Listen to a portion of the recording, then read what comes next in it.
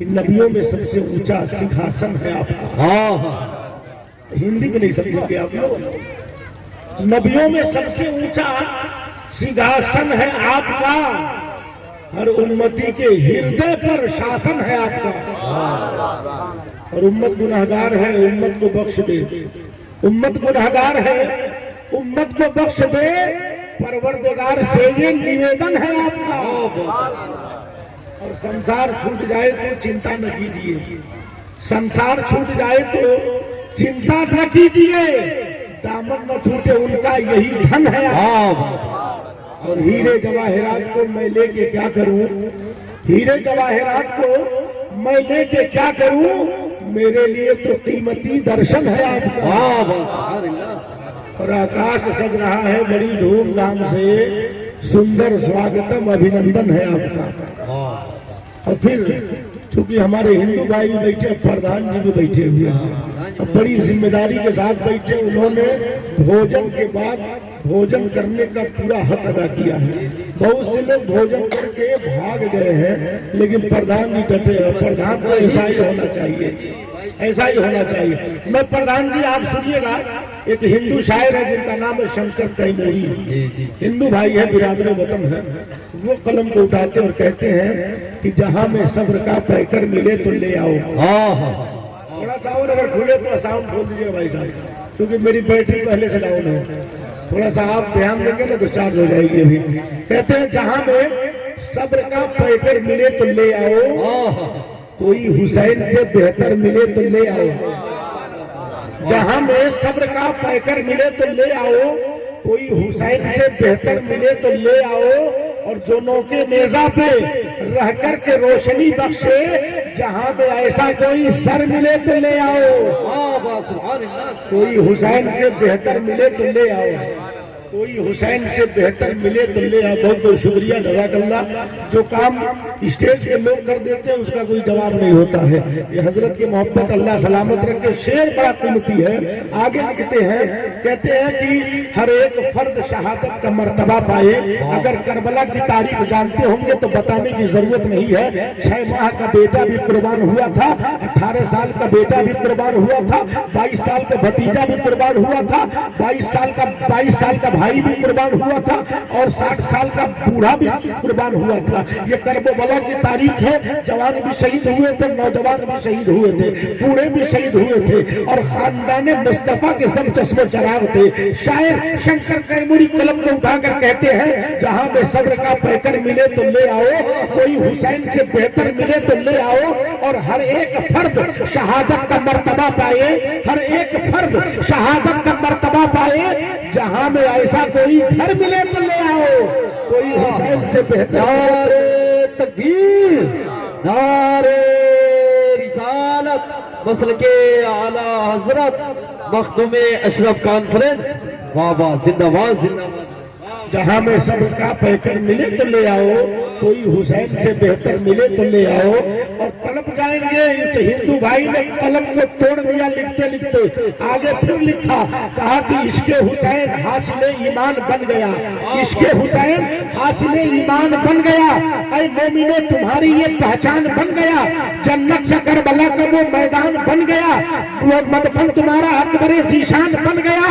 और नेज़े पे जब बुलंद हुआ सर हुसैन का, तो चेहरा मेरे इमाम का कुरान बन गया। नारे तकबीर, नारे रिसालत, मखदूमे अशरफ कॉन्फ्रेंस, मसल के आला हजरत उलमाए अहले सुन्नत। जिंदाबाद जिंदाबाद। नेज़े पे जब बुलंद हुआ सर हुसैन का, तो चेहरा मेरे इमाम का कुरान बन गया। एक और बिरादर वतन हिंदू भाई है, उन्होंने कलम को उठाया, जिनका नाम कालिका प्रसाद है। कालिका प्रसाद जी कलम को उठाते हैं और कहते हैं कि होए जो ज़मी ताब फलक दिरहमो दीनार, होए जो ज़मी ताब फलक दिरहमो दीनार, हो शर्क से ता गर्ब तलक माल का अंबार, दरिया सभी मोती बने पारस बने कोहसार। और एक सिमत खड़े हो वो मेरे सैयद अबरार। फिर कालिका प्रसाद से पूछे कि तू क्या ले, सब छोड़ के नाले ने नबी सर से, सब छोड़ के नाले ने नबी सर पे उठा ले। फिर आगे लिखते हैं दो मिसरण बढ़ा के, कहते हैं गर शमशो कमर को कोई हाथों में उठा ले और नेमते कौनैन को दामन में छिपा ले। और कालिका प्रसाद से पूछे कि तू क्या ले, तो नाले ने मोहब्बत को वो आंखों से लगा ले। जिंदाबाद जिंदाबाद। कालिका प्रसाद हिंदू भाई है। अब जरा इसकी तफसील भी अगर सुने तो मैं सुना दूं। कहते हो जो जमीन ताबा फलक दिरहम दीनार, ये दिरहम दीनार सोने और चांदी के सिक्के हैं। कहते हैं अगर जमीन से आसमान तक सोने और चांदी के सिक्के हो जाए। फिर कहते हैं हुए जो जमीन ताबा फलक दिरहम दीनार, वो शर्क से तागर्ब तलक माल का अंबार। कहते हैं पूरब से लेकर पश्चिम तक माल ही माल हो जाए, दौलत ही दौलत हो जाए। फिर कहते हैं दरिया सभी मोती बने, पारस बने कोसार। ये जितनी दरियाएं हैं ये सब मोती से भर जाए। और जो पत्थर पारस होता है, जो लोहे को छू दे तो लोहा सोना बन जाता है, वो पारस पत्थर तमाम पहाड़ बन जाए, पूरा पहाड़ पारस पत्थर बन जाए। फिर उसके बाद कहते हैं इसके बाद अगर चांद को और सूरज को अपने हाथों में कोई उठा ले और दुनिया की सारी नेमत अपने दामन में छिपा ले। और फिर मुझसे पूछे है कालिका सोना चाहिए या चांदी चाहिए, ए कालिका चांद चाहिए या सूरज चाहिए,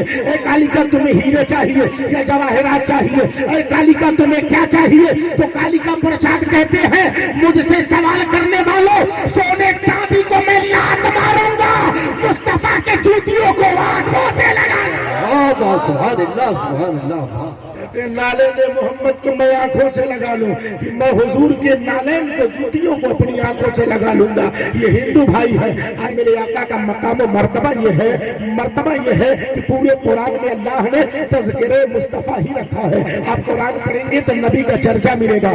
और एक किताब है जिसका नाम मरकुश है। मरकुश में हजरत यहया अलैहिस्सलाम अपने मानने वालों से कहते हैं, कहते हैं when the chief shepherd shall appear, I shall receive a crown of glory that pick the not away। कहते हैं कि ऐ लोगों सुनो, जब वो सरदार गुलाबान जाहिर होगा, जब वो आखिरी नबी आएगा, जब वो नबियों का नबी आएगा, तो उसके साथ एक जलाल का ऐसा सेहरा होगा जो मुरझाएगा नहीं। पूछा गया हुजूर ये जलाल का सेहरा क्या है? कहा ये जलाल का सेहरा यही तो कुरान है। उनके साथ जो कुरान होगा वो कभी मुरझाएगा नहीं। जरा तारीख उठा कर देख लो, हजरत अबू बकर सिद्दीक के जमाने में कुरान बदलने की कोशिश की गई, कुरान नहीं बदला, बदलने वाले बदल गए। उमर के जमाने में कुरान बदलने की कोशिश की गई, कुरान नहीं बदला, लोग बदल गए। उस्मान गनी के जमाने में लोग खड़े हुए, कुरान बदल दिया जाए, कुरान नहीं बदला, लोग बदल गए। हजरत अली के जमाने में कुरान बदलने वाले आए, मगर वो लोग बदल गए, कुरान नहीं बदला। अमा यजीदियत के दौर में यजीद पूरी ताकत से कुरान बदलने के लिए आया। मेरे हुसैन ने करबो बला में कह दिया यजीद किसी के बाप की तबीयत नहीं चलेगी, हुसैन के नाना की शरीयत चलेगी। आज उनका कुरान कभी नहीं बदलेगा।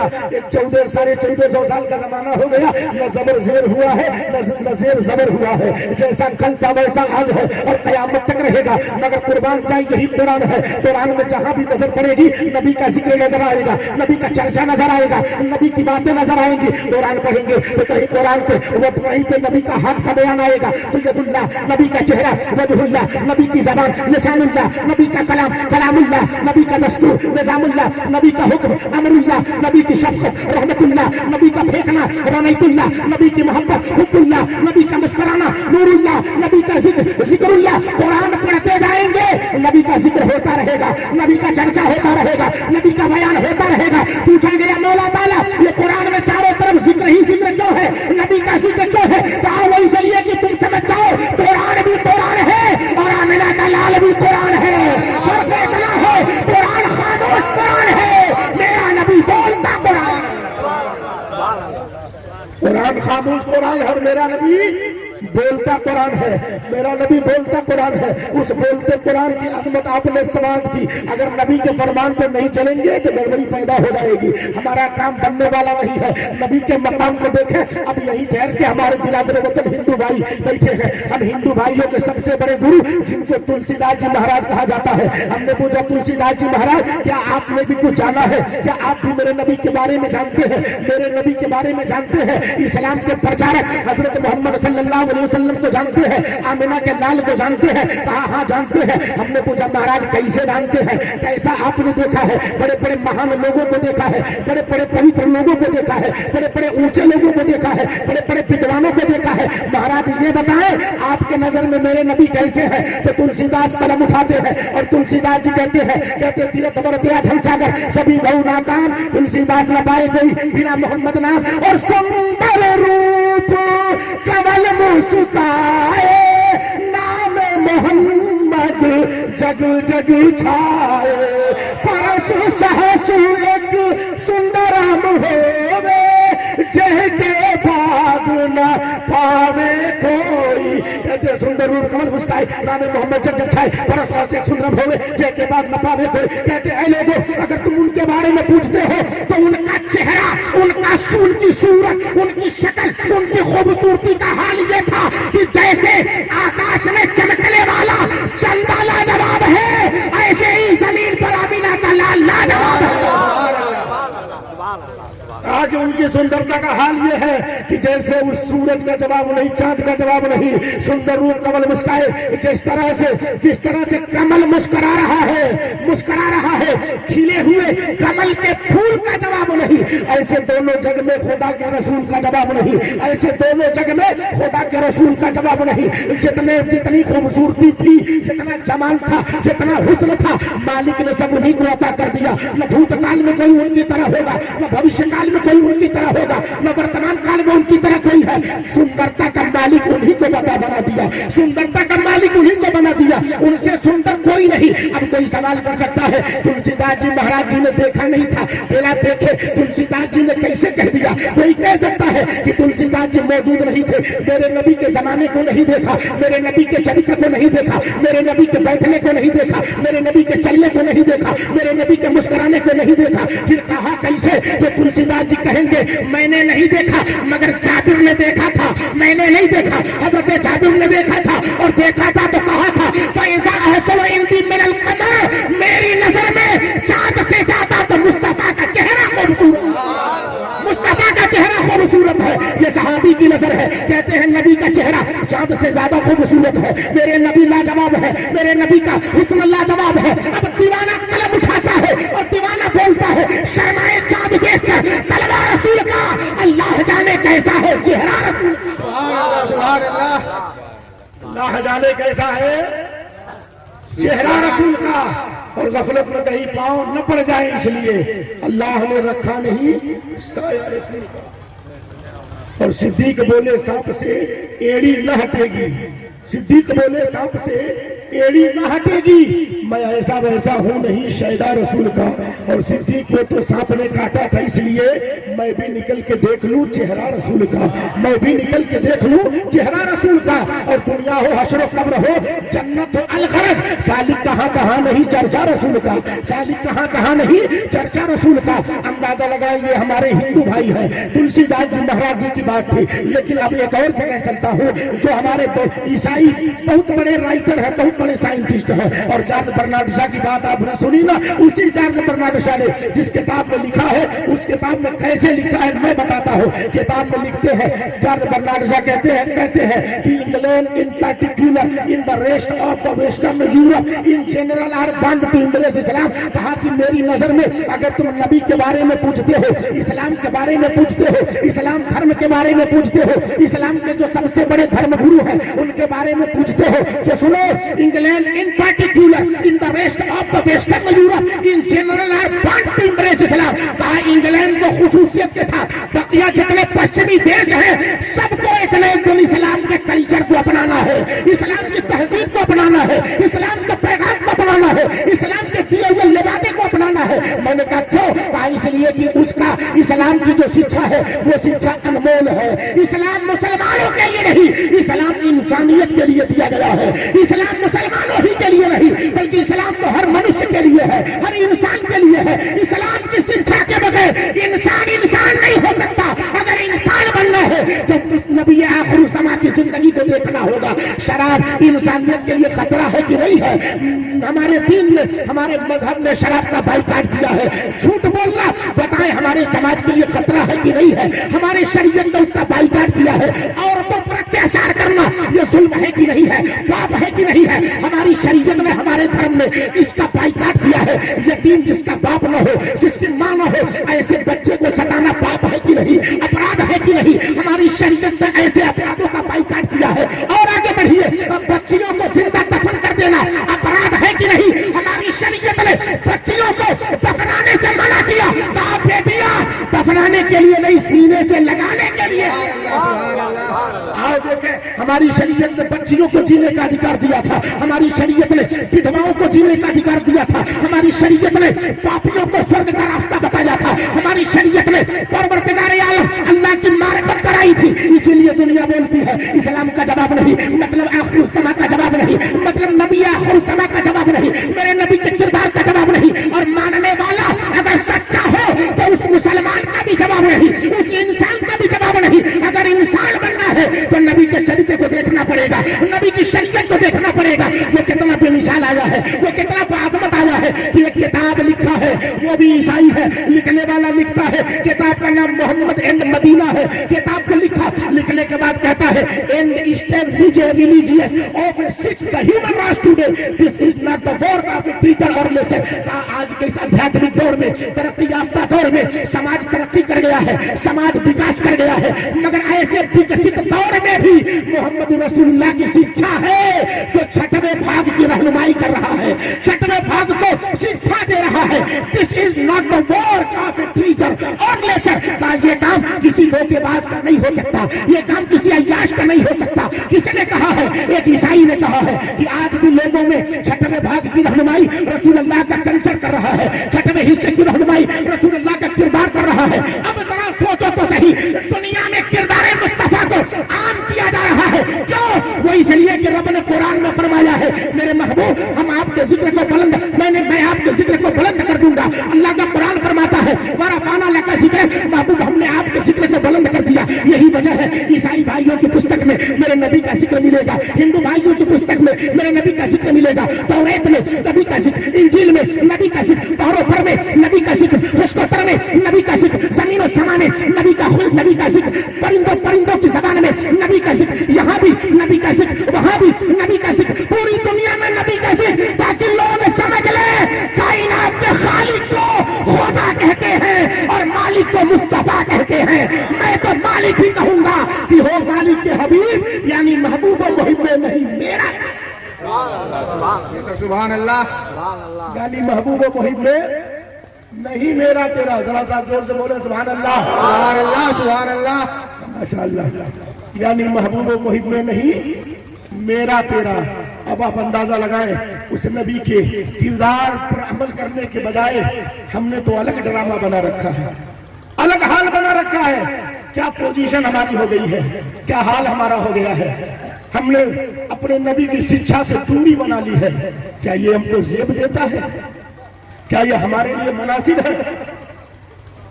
ख्याल हमारे कितने बदल गए।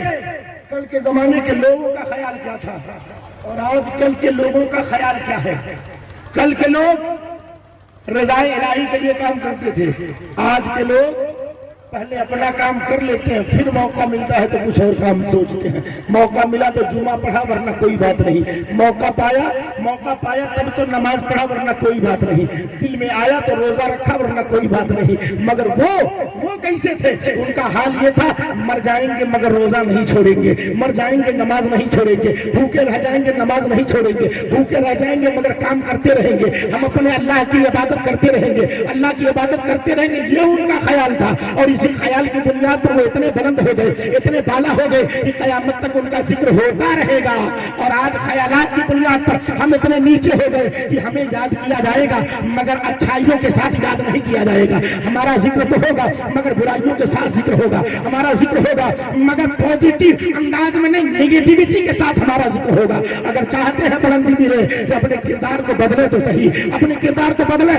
मामला तो यह है कि अगर मौलाना साहब जुमा में खड़ा होकर के अगर तकरीर कर दें शराबियों के खिलाफ तो शराबी नाराज हो गए, जुआरियों के खिलाफ तो जुआरी नाराज हो गए, गीबतखोरों के खिलाफ बोल दिया वो नाराज हो गए। अजीब हाल बना रखा है। लोग कहते हैं ये मौलाना अच्छा नहीं है, ये मौलाना तो झगड़ा करा देगा।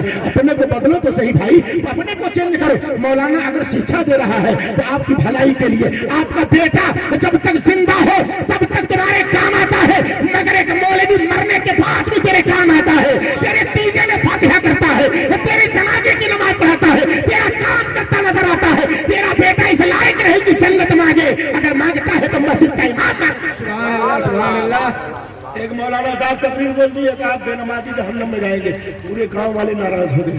मौलाना साहब देखे घर से भगाई देंगे सर। मौलाना साहब फिर खड़ा हुए, कहा यार आप लोग समझते नहीं हो, आप लोग तो ईद और बकरीद पढ़ते हो ना, कहा आप लोग तो ईद बकरीद पढ़ते हो, आप लोग तो नमाजी हो, आप लोग तो जन्नत में जाओगे। ये हाल बना रखा है। हम जितना जन्नत में भेजे आपको बड़ा अच्छा लगेगा, मगर याद रखिए जन्नत में जाएंगे तो नबी के सदक़े से जाएंगे, सही है, मगर हम इस लायक तो बन जाए कि मेरे आका कहे कि हाँ ये मेरा गुलाम है, मेरे नबी कहे मौला इसे जहन्नम में नहीं इसे जन्नत में भेज दे, मौला ये मेरा उम्मती है, इस लायक तो हम बन जाए। अपने किरदार को बदले तो सही, नूर खजरा से दिल जगमगा लीजिए, अपना सीना मदीना बना लीजिए, जो भी देखे वो आका का शहदा कहे, अपना किरदार ऐसा बना लीजिए, अपना किरदार ऐसा बना लीजिए। अगर किरदार न बदलेगा तो यूं ही हम परेशान होते फिरेंगे, यूं ही हम तबाह होते रहेंगे।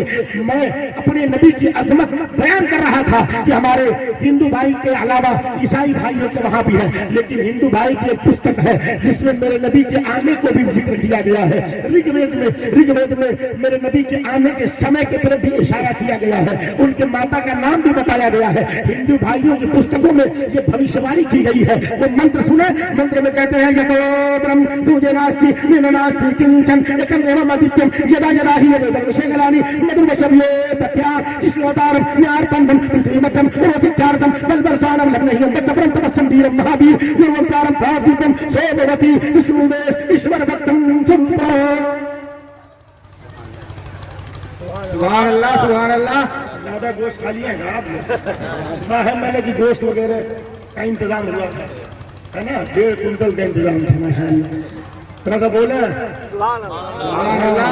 बोले बोलेंगे तो अच्छा रहेगा, नींद नहीं आएगी और सवाब का तो सवाब मिलेगा, वरना मुट्ठी भर लोग हैं अगर नींद में आ जाएंगे तो मौलाना फैजान साहब तकरीर के बजाय फातिहा पढ़ के चले जाएंगे, सोचेंगे कि आज हिंदुस्तान में नहीं कब्रिस्तान में तकरीर हो रही है। तो अगर तकरीर सुननी है तो जरा जगह रही है। हिंदू भाई की पुस्तक में कहते हैं एक ब्रह्म, ब्रह्मांड का ब्रह्म एक है, तुझे नास्ती दूसरा नहीं है, मीन नास्ती नहीं है, कदापि नहीं है।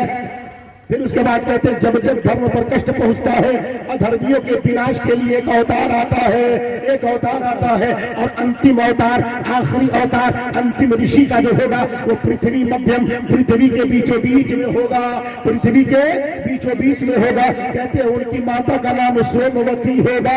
सोमवती का मतलब शांति, और शांति की उर्दू है अमनो सलामती, अमनो सलामती की अरबी है आमना, और यही मेरे नबी का माँ का नाम है, मेरे सरकार की वालिदा का यही नाम है। कहते हैं उनकी माता का नाम सोमवती यानी कि आमिना होगा, शांति होगा, उनकी गोद में आएंगे और जब वो आएंगे ना तो अंधकार का विनाश होगा। लेकिन यहाँ मेरे नबी का नाम नहीं था ना, नाम मेरे नबी का कहीं नहीं है, हमारे आका का नाम नहीं है। लेकिन अब यजुर्वेद का एक मंत्र पढ़ता हूँ उसमें पूरा नाम लिखा है। यजुर्वेद के इस मंत्र में कहते हैं नतस्मृतिमास्ति इंद्रम मित्रम मरुअग्नि मौजूदीव सुप्रलोक गुरुदानम एकम सदी भरा बहुधा उदम कृतम मातृशवानम अज्ञान हेतु मोहम्मदन कारणनाशन विदेन हित देते विवेक। कहते हैं कि जब अनजान और पापी व्यक्तियों पर, अनजान और पापी लोगों पर उस मालिक की कृपा होगी तब आमिना की गोद में रसूल अल्लाह का आगमन होगा। जब पापियों पर अल्लाह का करम होगा तब रसूल अल्लाह का आगमन होगा और वो आएंगे तो अंधकार नाशन, मोहम्मद अंधकार नाशन, वो मोहम्मद अंधकार का विनाश करते हुए आएंगे, अंधकार को नष्ट करते आएंगे, अंधकार का खात्मा करते आएंगे। अंधकार से मतलब क्या है? क्या दिन नहीं होता था? क्या रोशनी नहीं होती थी? जी नहीं, सूरज कल भी निकलता था, मगर अंधकार पाप का था, पापी ही पापी थे, चारों तरफ धरती में पाप हो रहा था। अब बताओ हिंदुस्तान में कितना बड़ा पाप था, कि एक पति मर जाए तो पति के साथ पत्नी को भी जल करके सती होना पड़ता था। ये पाप नहीं था क्या था, लेकिन इससे भी भयानक हाल वहां अरब वालों का था। अरब वाले अपनी माओं के साथ रहना शुरू कर दिए थे। सोचो कितना भयानक वक्त था। अरब वाले नंगे होकर काबा का तवाफ करते थे। सोचो कितना भयानक वक्त था। बच्चियों को बेकसूर जमीन में दफन कर दिया जाता था। कितना अत्याचार था, कितना पाप था। लेकिन जब पाप का घड़ा भरा है, जब पाप ही पाप चारों तरफ हुआ है, अंधकार ने अपनी सरहद सीमा को पार कर लिया है, तब मशीयत को जला लाया है और आमिना की गोद में आमिना का लाल आया। उस रसूल की आमद क्या हुई कि चारों तरफ रोशनी हो गई, चारों तरफ उजाला हो गया, चारों तरफ प्रकाश हो गया, चारों तरफ प्रकाश हो गया। और प्रकाश का हाल ये था कि गुरु नानक जी जब सुनते हैं तो कहते हैं ना कि नाम जिस वस्तु का तुम करो से गुण दाओ, 2 मिला के 5 गुण कीजिए, 20 से भाग लगाओ, बाकी बचे तो 9 गुण कीजिए, पीछे 2 मिलाओ, नानक इस विदहर शैले तुम नामे मोहम्मद पाओ। फिर आगे कहते हैं कि अव्वल नाम खुदाई दा, दूजा नाम रसूल, तीजे कलमा प्रणान का दुर्जा पोए कबूल, ढांचा नूर मोहम्मदी, ढांचा नबी रसूल, नानक कुदरत देख दे खुद ही करो सब भूल। ये गुरु नानक जी है। कहते हैं कि मैं जो जोड़ घटाना गुणा बता रहा हूँ, अगर तुम गुणा लगाओ, जोड़ करो, तो पूरी दुनिया में किसी भी चीज का अदद निकाल कर जब जोड़ोगे तो हर शय में मोहम्मद रसूलुल्लाह का अदद आ जाएगा, हर शय में उनका नाम आएगा। मैंने कहा मतलब आपने कहा तो सही है, मगर क्या इसका मतलब क्या होता है? गुरु नानक जी कहते हैं इसका मतलब यह है, अगर जमीन का अदद निकाला तो जमीन पर मोहम्मद का नाम, इस धरती पर धरती का अदद निकाला और गुणा किया, घटाया तो धरती में मोहम्मद का अदद। पूरी दुनिया को ऐसे ही देखा, हर शय में उनके नाम का अदद पाया। मैंने कहा मतलब क्या है? कहा मतलब साफ है कि सर्रा सर्रा खुदा का है, मगर सर्रे सर्रे में जलवा मुस्तफा का है। मतलब साफ है कि सर्रा सर्रा खुदा का है, मगर सब में जलवा मुस्तफा का है। मैंने कहा महाराज वो क्यों, जलवा क्यों मुस्तफा का है? कहा वो इसलिए कि जब दीवाने नजर उठा कर देखे, आशिक नजर उठाए, प्यार करने वाले नजर उठाए, तो कहीं यजीद ना देखे तो हर शय में जलवाए महबूब देखे, तो हर शय में जलवाए महबूब को देखे। फिर कहते हैं कि पहला नाम खुदा का, अव्वल नाम खुदाई दा, दूसरा नाम रसूल, पहला नाम खुदा का है, दूसरा नाम रसूल खुदा का है, और तीसरा कलमा पढ़ना जरूरी है। क्या है? कलमा पढ़ना जरूरी है। यहाँ हमें कलमा ही नहीं याद है, लेकिन हिंदू भाई की पुस्तक में पूरा कलमा लिखा है, पूरा कलमा उसी ऋग्वेद में, ऋग्वेद का एक मंत्र ऋग्वेद में कहते हैं, पूरे कलमे के ताल्लुक से कहते हैं मामिदम बादानम नारतम तब्बिर तब्बलदम सानम शक्तिवासम के बेदार ला इलाहा हरि पापम इल्ला इलाहा परम पदम जन्म बैकुंठ विराजे तो जपे नाम मोहम्मद। सुभान अल्लाह, सुभान अल्लाह। कहते हैं कि ला इलाहा कहने से पाप मिट जाते हैं, इल्लल्लाह परम पदम, इल्लल्लाह से बड़ा बड़ा पद मिलता है। जन्म बैकुंठ विराजे, जिस बैकुंठ में जन्म लिए हो, इंसान कहाँ जन्म लिया है? स्वर्ग में। इंसान को बनाया गया है स्वर्ग में। कहा जन्म बैकुंठ विराजे, जिस बैकुंठ में, जिस स्वर्ग में जन्म पाए हो, अगर विराजना चाहते हो, फिर जाना चाहते हो, तो मोहम्मद के नाम का स्मरण शुरू कर दो।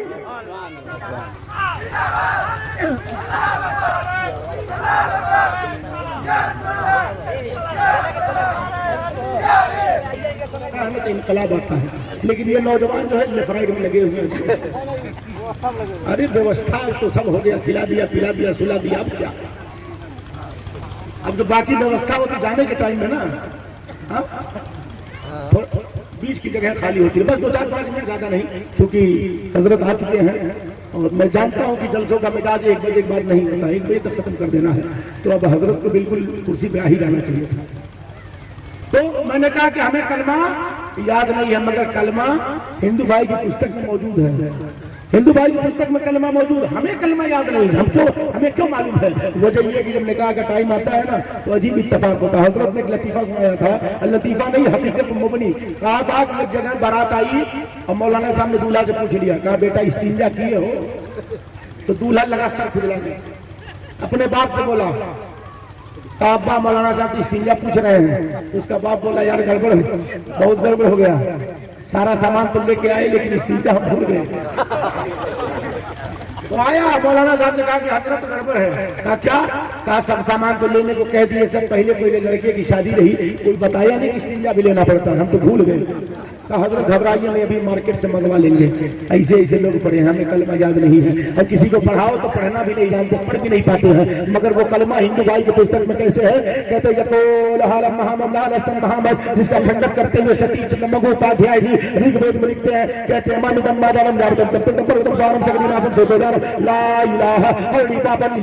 परम परम जन्म वैकुंठ विराजे तो जपे नामे मोहम्मदम। कहते ला इलाहा कहने से पाप मिट जाते हैं, इल्लल्लाह कहने से बड़े बड़े मर्तबे मिलते हैं, और अगर स्वर्ग में जाना चाहते हो तो मोहम्मद रसूलुल्लाह के नाम का स्मरण शुरू कर दो। मैंने पूछा महाराज क्यों? कहा वही चलिए कि जन्नत किसी के बाप की नहीं, जन्नत रसूल पाक की है। जन्नत रसूल पाक की है, उनके नाम का स्मरण शुरू कर दो।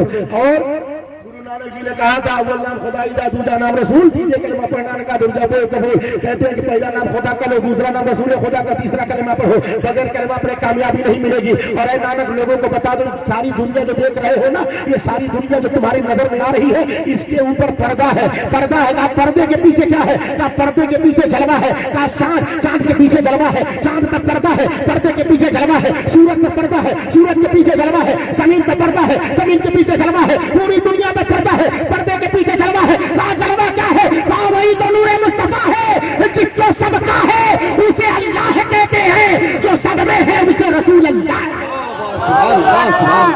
तो सब में है उसे रसूल अल्लाह कहते हैं।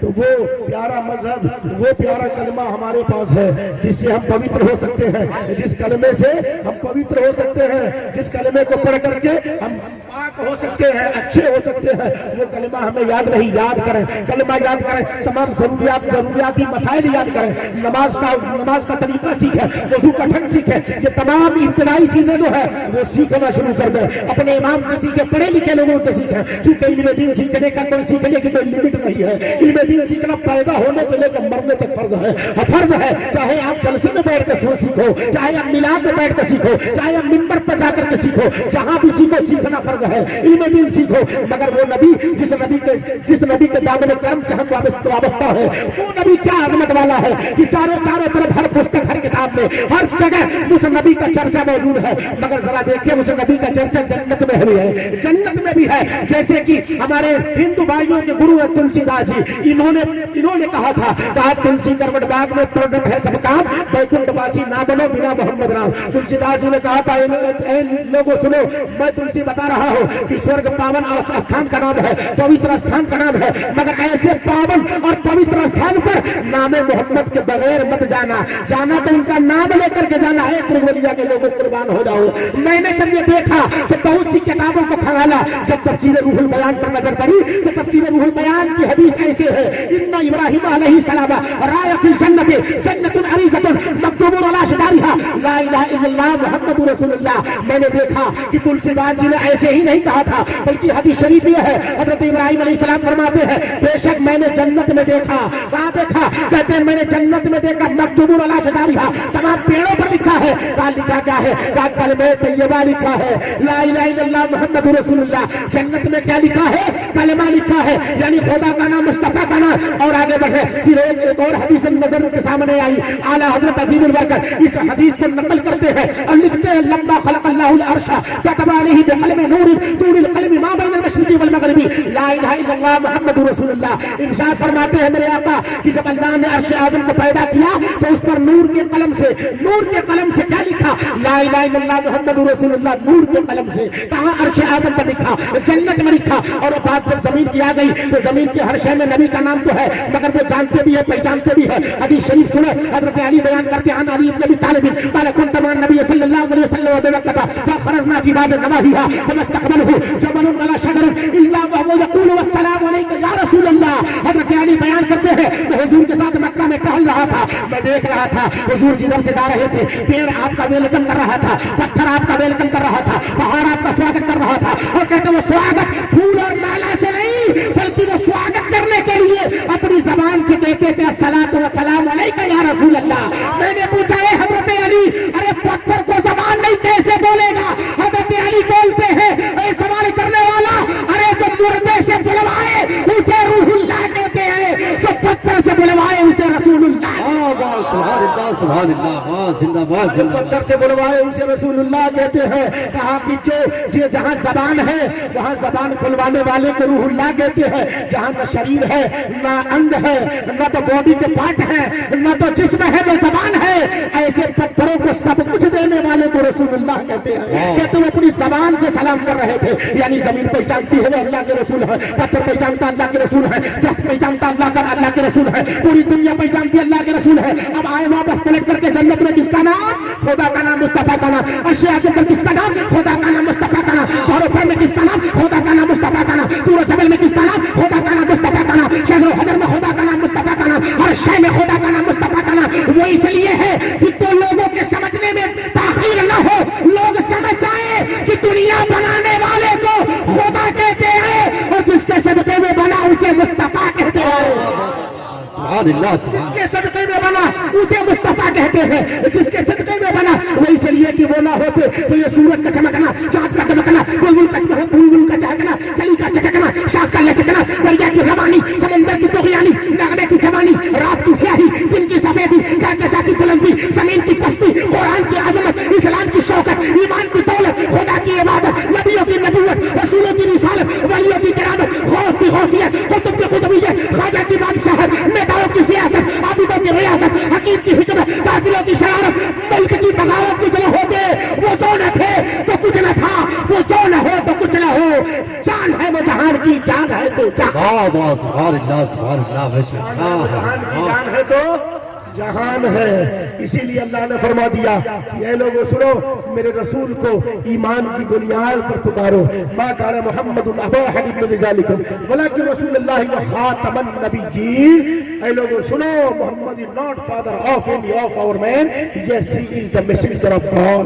अल्लाह फरमाता खबरदार कभी भी इन्हें रिश्तेदारी की बुनियाद पर याद मत करना। अगर याद करना होगा तो इन्हें क्या कहना? तो कुरान में अल्लाह कहीं ताहा फरमा रहा है, कहीं यासीन फरमा रहा है, कहीं मुज़म्मिल फरमा रहा है, कहीं मुदस्सिर फरमा रहा है, कहीं पे रहमतुल लिल आलमीन फरमा रहा है, कहीं सिराजुल मुनीर फरमा रहा है। कुरान पढ़ते जाओ, नबी को पुकारने का ढंग मालूम हो जाएगा। कुरान पढ़ते जाओ, नबी को याद करने का ढंग मालूम हो जाएगा। कुरान पढ़ते जाओ, नबी का जिक्र होता रहेगा, नबी का चर्चा होता रहेगा।